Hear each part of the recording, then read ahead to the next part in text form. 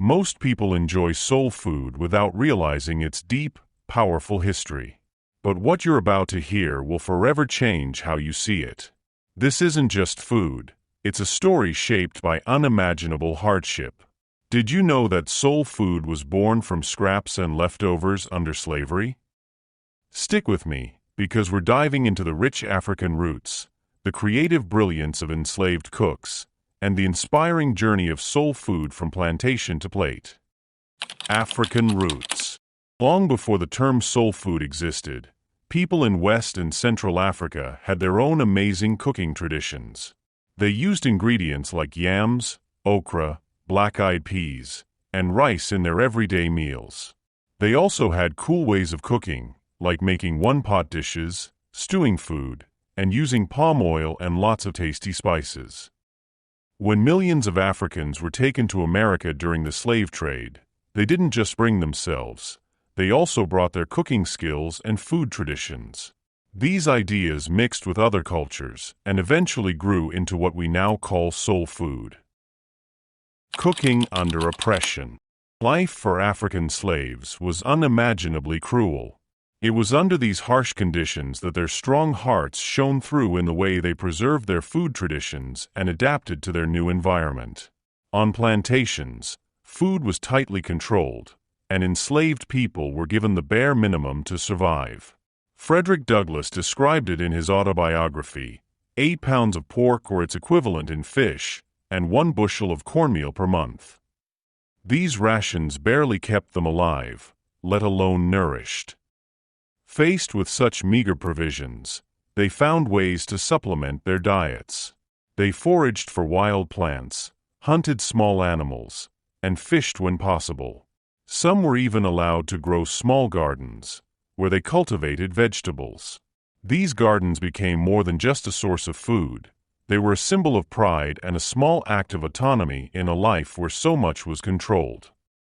Perhaps the most remarkable adaptation was their use of discarded parts of animals that plantation owners deemed worthless. Intestines became chitlins or chitlins, and pig feet, ears, and tails were transformed into flavorful dishes. Even what the owners considered weeds, like dandelion greens and pokeweed, became part of their meals. This resourcefulness laid the foundation for what we now call soul food. Preparing these scraps often required time and effort.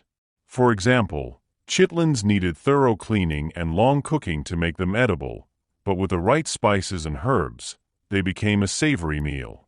Pig feet were slow-cooked until tender, ham hocks added flavor to soups and greens, and oxtails, though bony and fatty, became a rich and hearty stew with enough patience. Even tripe, the lining of a cow's stomach, and organ meats like liver and kidneys were turned into nourishing dishes.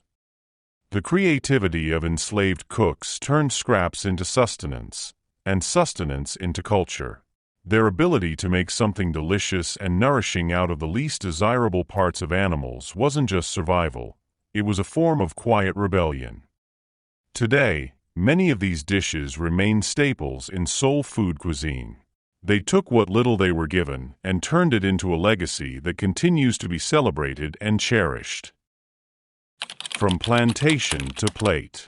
Life on plantations was grueling, and the need for efficiency shaped how food was prepared. One-pot meals became a practical solution, allowing cooks to combine tough cuts of meat and simple vegetables into hearty, flavorful stews.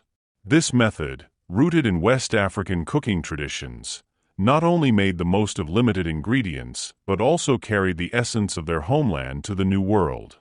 Spices and seasonings were key to transforming basic ingredients into meals that were both filling and full of flavor. Hot peppers, onions, and garlic added heat and depth, while bacon grease or lard brought richness and extra calories. These bold flavors kept the connection to Africa's vibrant culinary heritage alive. Preserving food was just as important as cooking it. Smoking and salting meats, pickling vegetables, and drying herbs were essential techniques to ensure food lasted through the seasons.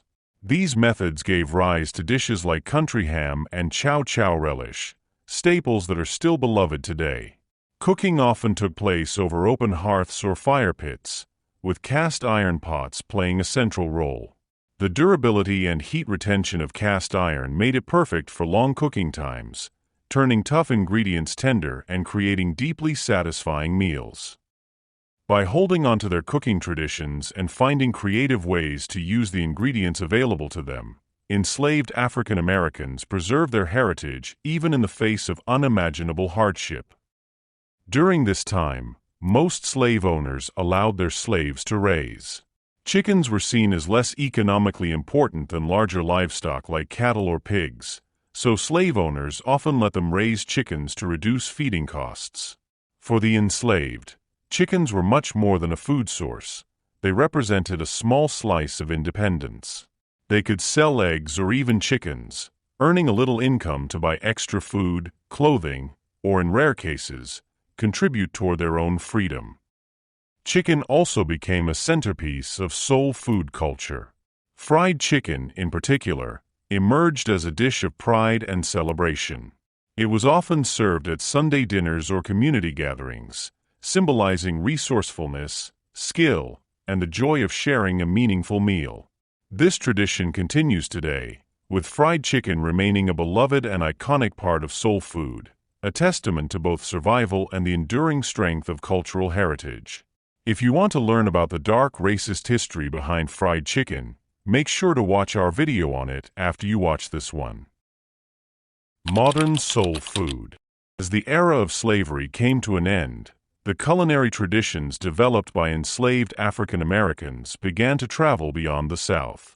During Reconstruction, many formerly enslaved individuals found work as cooks, sharing their recipes and cooking methods with a broader audience.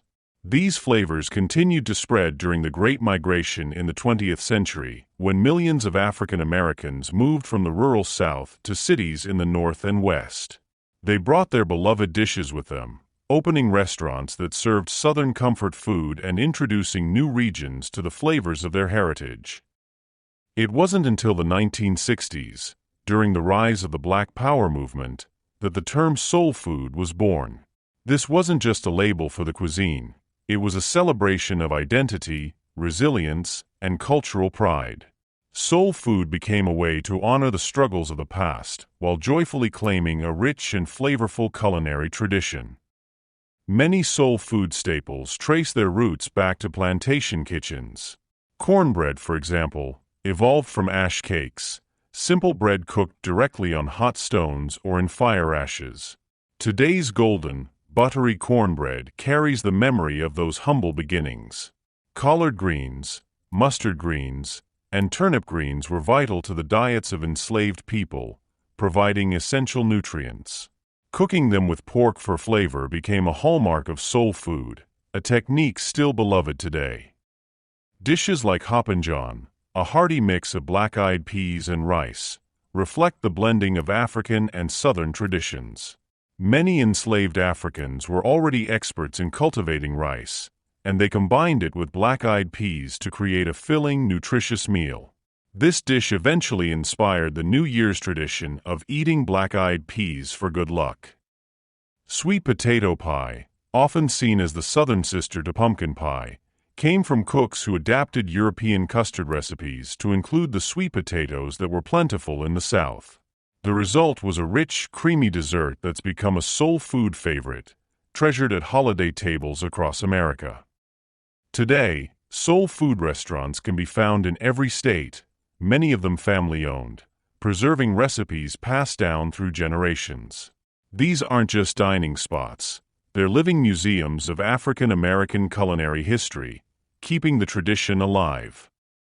But with its rich flavors and often indulgent ingredients, soul food has faced modern health challenges. High levels of fat, sugar, and salt in traditional recipes have contributed to health issues like obesity, diabetes, and heart disease. This has sparked a movement to create healthier versions of soul food. Home cooks and chefs are finding ways to preserve the flavor while reducing unhealthy elements, like using smoked turkey instead of pork for seasoning greens or baking instead of frying. Even with these updates, soul food remains a cornerstone of African American culture. It's the centerpiece of family reunions, church gatherings, and celebrations, connecting generations and strengthening community bonds. Cookbooks, TV shows, and online content dedicated to soul food highlight its lasting influence. What's more, soul food has transcended cultural boundaries, becoming a beloved part of the broader American culinary landscape. Dishes like fried chicken, macaroni and cheese, and collard greens are now enjoyed by people of all backgrounds, proving that the legacy of soul food is as universal as it is personal. If this journey through the history of soul food moved you, make sure to hit like and subscribe for more stories that connect the past to the present. Oh, and before you go, check out our video on the surprising history behind fried chicken. It's one you don't want to miss. See you next time.